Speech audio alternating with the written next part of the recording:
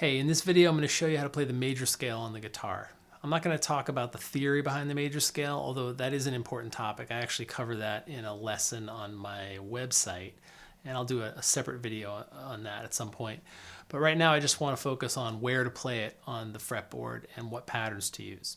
So I'm going to show you a couple different patterns. I'm going to show you 3 one-octave patterns, and then I'll show you 3 two-octave versions of those same patterns. And I'll show you a couple variations along the way. So let's just get right into it. So this first pattern, I'll just call pattern 1. You can play it starting on the low E string or on the low A string. It's the same pattern. So I'll just show it to you quickly and then we'll go into it a little more detail. So here's the pattern.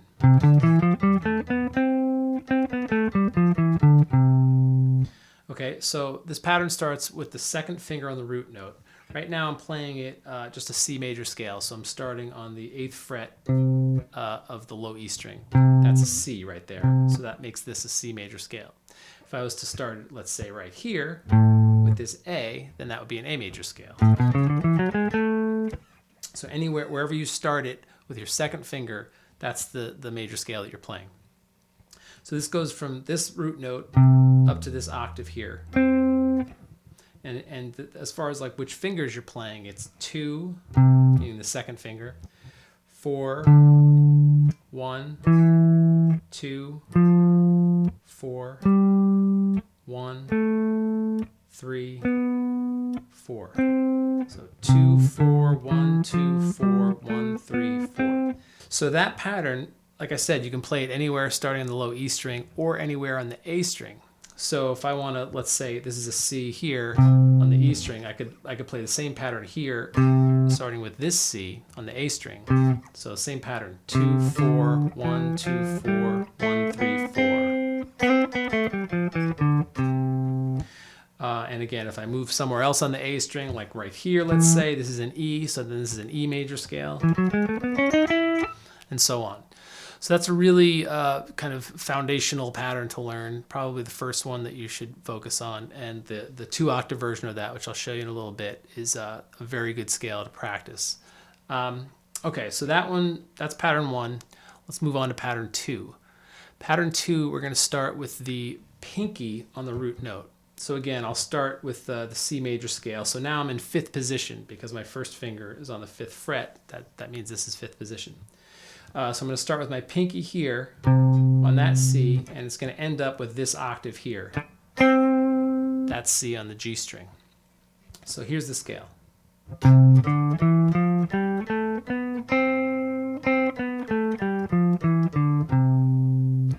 Now this pattern, you might have noticed, we have to actually stretch out of position a little bit. So let's do it a little slower. Here we go.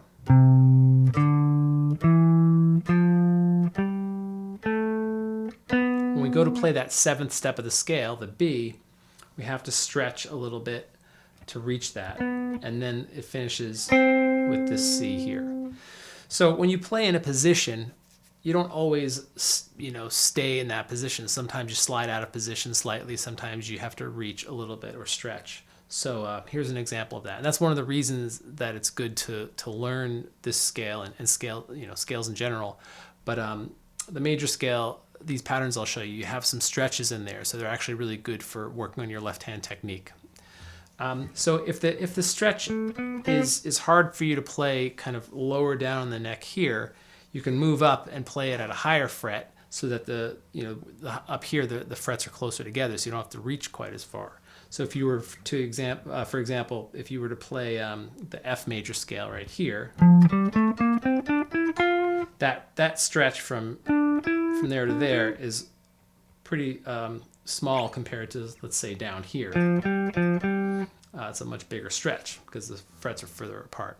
So you can practice these higher up the neck, and then as you get more comfortable, your hand gets stronger and you get a little more flexibility in your finger, you can move them down lower frets. So, okay, so that's pattern 2, and that one you can play anywhere on the low E string. You can start on the low E string. And you can also play a version of that on the A string, but it's slightly different. And this one's actually a little bit easier because it doesn't require that stretch with the pinky. So you'll see what I mean here. Let's take the F major scale here. So if we play F major, the one I just showed you starting on low E, we could do it right here.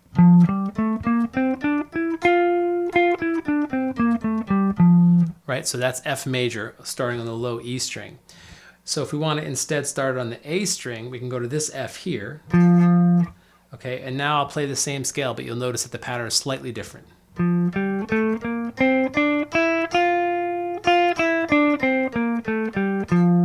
So in this case, I didn't have to stretch my pinky. So watch again. Now instead of playing this note here, I can just play it here. Because of the way that the B string is tuned slightly differently from the other strings, that note is actually right within reach. And then I play the octave here with my second finger. So it goes from here, this F to this F. So that's actually easier to play than the stretch version. But that's kind of a sort of a variation on pattern 2, let's say. All right, so we've looked at pattern 1 and pattern 2. Let's look at pattern 3. This one, again, I'm going to start on this low E string here, this C note. And this one starts with the root on the first finger. Okay, so the pattern 1 started with the root on the second finger. Pattern 2 started with the root on the pinky. This one starts with the root on the first finger. And you'll see we don't really stay in one position for this pattern. We actually kind of stretch and move all over the place. But I'll just play it first and then we'll talk about it.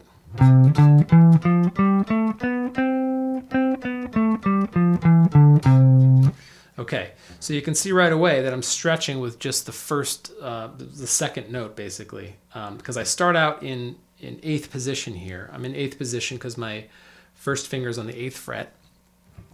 But when I play the second note, I already stretch a little bit and play it with my second finger instead of my third finger. And the reason I do that is that the third note is all the way up here.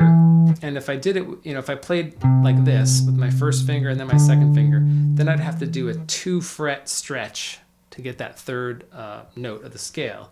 And that's not a big deal down here, or up here, I should say, where the frets are kind of close together. But if you're playing it somewhere lower, like down here, that's a pretty big stretch. Not particularly comfortable. So this is usually fingered like this: 1, 2, 4, 1, 2, 4, 1, 2. You'll also notice that I end up here in 9th position.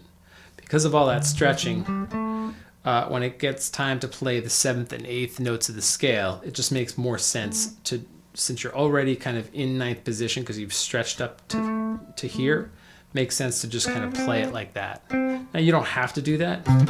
You could do something like this if you wanted to stay in 8th position, but that's going from there to there is very awkward, so I wouldn't recommend it. So yeah, let's just look at that one more time.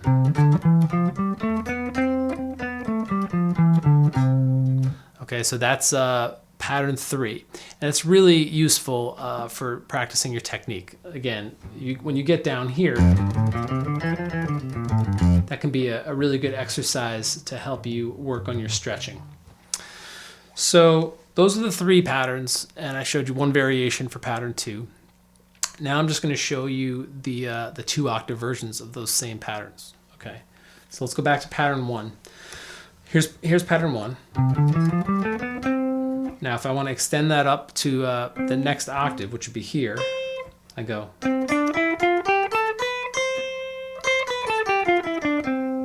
All right, let me play that one more time, more slowly.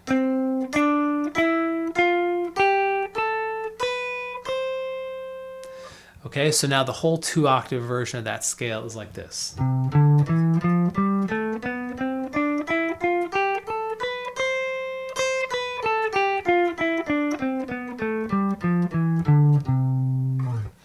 Okay, so that's a really useful pattern to learn. I would suggest if you're going to focus on one scale to remember out of this whole lesson, I would focus on this pattern 1 2-octave version, because it's just a really good foundation for lots of other scales. When you learn the modes of the major scale, taking that pattern and modifying it slightly would be really helpful. I mean, you can do that with all of these patterns, but I just particularly like that one. Okay, so that's pattern 1. Let's look at pattern 2. And now if we want to extend that up an additional octave, we play this.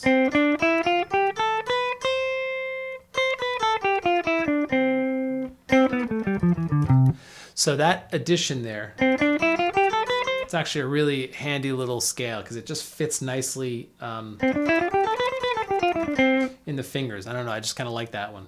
So that's a good one octave scale to focus on when you're just focusing on the higher strings, like the top 3 strings. But if you want to put it all together, this is your 2-octave scale.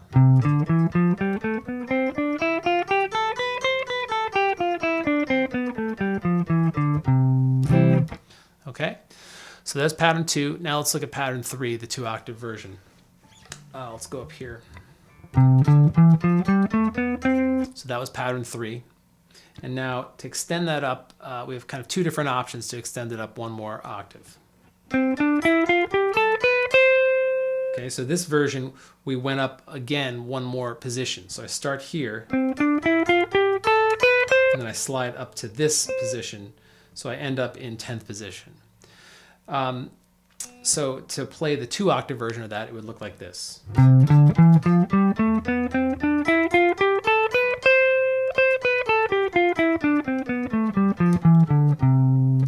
Okay, now that's fine, and that's usually the way I play it, but there is another alternative where you don't wind up in 10th position.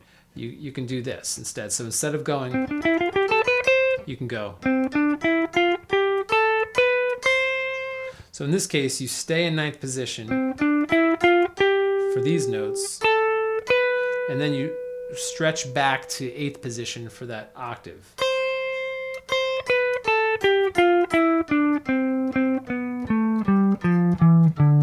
So the whole 2-octave version of that one would be like this. All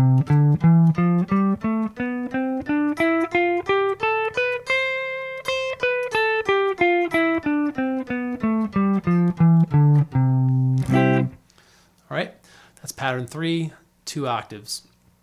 That one again is really good to practice as a stretch. So maybe focus on playing it up higher on the neck until you're more comfortable with it, and then when you feel like you are ready for it, move down to the lower frets where it's a little bit more of a stretch happening with your left hand. Okay, that's it. That's all I wanted to show you in this lesson. Practice those, memorize those patterns. They're really useful, and again, they can be used as sort of a jumping off point for lots of other scales and modes. And so I really recommend that you kind of incorporate that into your practice pretty much every day a little bit. And scales can be actually fun to practice, even though they can be boring because it's kind of like up and down repetition. You can mix it up a little bit. For example, you could, instead of just always playing just straight up and down the scale like this, you could mix it up by let's say going up and down in thirds, like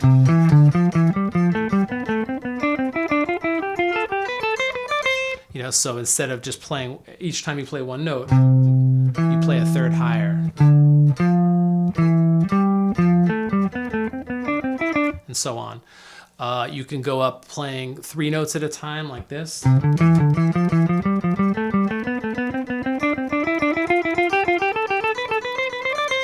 You see, so I'm going, instead of just going 1, 2, 3, 4, 5, I'm going 1, 2, 3, and then 2, 3, 4, and then 3, 4, 5, and so on.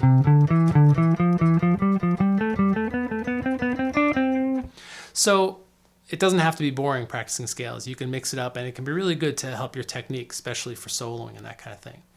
So good luck with that, and I hope that was helpful, and I'll see you in the next one.